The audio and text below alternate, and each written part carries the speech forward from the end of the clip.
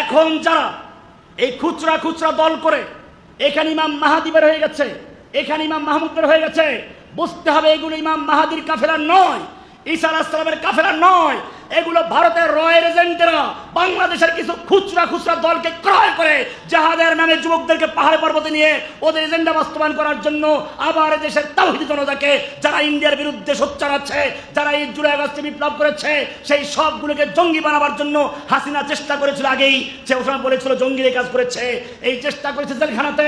আপনারা জানেন না, আমি তখন জেলে এই জেলখানায় আক্রমণ করেছিল, আমি সেদিন শান্ত রাখার চেষ্টা করেছি। আমি বের হয়েছিলাম, আমি ভিতরে গিয়ে দেখি আমার রুমের ভিতরে অনেকগুলো গুলির তাজা খোসা রয়েছে।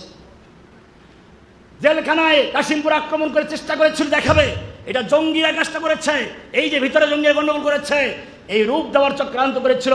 কিন্তু আল্লাহু খায়রুল মাকিরিন, হাসিনা দীর্ঘদিন পর্যন্ত জঙ্গি নাটক সাজিয়ে চক্রান্ত করে করে এদেশের তাওহীদি জনতাকে দলমত নির্বিশেষে জঙ্গি বানাবার চক্রান্ত করেছিল।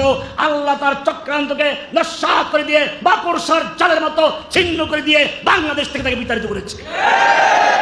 কিন্তু জেনে রাখবেন, হাসিনার সেই চামচারা, হাসিনার নিয়োগকৃত সেই গোয়েন্দা বিভাগের অফিসারেরা, সেই পুলিশেরা এখনো ঘাপটি মেরে বসে আছে, এখনো তারা স্বপ্নে দেখে জঙ্গি নাটক সাজাবার জন্য। বাংলাদেশে কয়েকদিন পর পর দেখা যায় কেউ ইমাম মাহাদি হয়ে গেছে, ইমাম মাহাদির প্রধান সৈনিক হয়েছে। আমি যখন জেলে তখন দেখলাম বুয়েটের একজন ইঞ্জিনিয়ার মোস্তাক আহমদ খান আরমান, বুয়েটের ইঞ্জিনিয়ার, শিক্ষিত মানুষ, তার ছাত্র আছে, তার বুয়েটের টিচার, তো যেমন তেমন ব্যাপার না। সেই ইমাম মাহমুদকে ইমাম মাহাদি দাবি করলো, ইমাম মাহাদি দাবি করে সে মক্কায় চলে গেছে। প্রথম দাবি করছিল সে ইমাম মাহাদি না, আমি ইমাম মাহাদি খুঁজে গেছে। ওইখানে গিয়ে ছিলি একটা আমি নিজে ইমাম মাহাদি। করোনা চলে তখন, মানুষ কত পাগল। করোনার সময় বিমান বন্ধ, বিমানে গিয়ে তাকে পাওয়া, বিমান তো বন্ধ, যাবে কেমনে?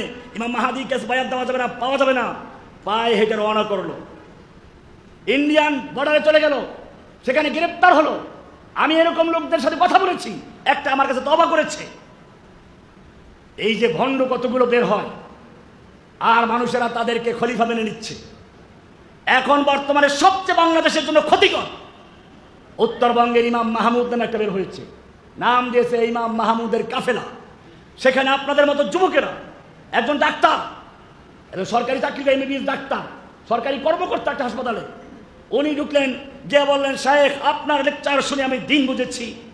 আমরা আমার লেকচার শুনে দিন বুঝলে ভণ্ডের খপ্পরে বললি কি করে? সম্পূর্ণ জাল হাদিস, কিতাবুল ফেরদাউস নামের একটা কিতাব আছে, গুগলে সার্চ দিয়ে দেখবেন, ফেরদাউস কিতাব, ভুয়া কিতাব, জাল হাদিসের কিতাব। কিছু সহিহ হাদিস আছে, অনেক জাল হাদিস আছে। এই জাল হাদিসগুলো দিয়ে এই সমস্ত ভণ্ডরা প্রতারণা করছে। সেই জন্য মনে রাখবেন, এই সময় অনেক ফিতনা বের হচ্ছে মুসলিম উম্মাহকে ধ্বংস করার জন্য, আমাদের ঐক্য নষ্ট করার জন্য, এই যুবকদের চেতনাকে ধ্বংস করার জন্য কিছু দালাল তৈরি করছে ইন্ডিয়ার রয়েরা। এরা জেহাদ করে নামে দেখবেন বিভ্রান্ত করছে। মৌলভীবাজার পাহাড়ে নিয়ে গেছিল না, গরিব মানুষের বাড়ি ঘর বিক্রি করে তারপর বসে হিজরত করে হিজরতে চলে গেছে। হিজরত করে চলে গেলি, পুলিশ যখন গেল যুদ্ধ করলি না কেন, লড়াই করতি, আত্মসমর্পণ কেন করলি? এই জন্য মনে রাখতে হবে, এই ভণ্ডগুলো চলছে, আমাদেরকে একটা সুনির্দিষ্ট পরিকল্পিতভাবে ইসলামের বিজয়ের দিকে আগাতে হবে। সেই জন্য আমি স্পষ্ট বলি, বাংলাদেশে এইরকম খুচরা খুচরা দল করে জেহাদ করার কোনো অবকাশ নেই। জেহাদ করতে হলে বাংলাদেশে গাজওয়াতুল হিন্দের মাধ্যমে হবে ইনশাআল্লাহ। সেটা হবে বাংলাদেশ, পাকিস্তান, ইন্ডিয়া, আফগানিস্তান, এই আরাকান, এই অঞ্চলের সবগুলো মিলে ইনশাআল্লাহ। আর আমরা সেই পরিবেশ তৈরি করার জন্যই দাওয়াতের কাজ চালিয়ে যাচ্ছি।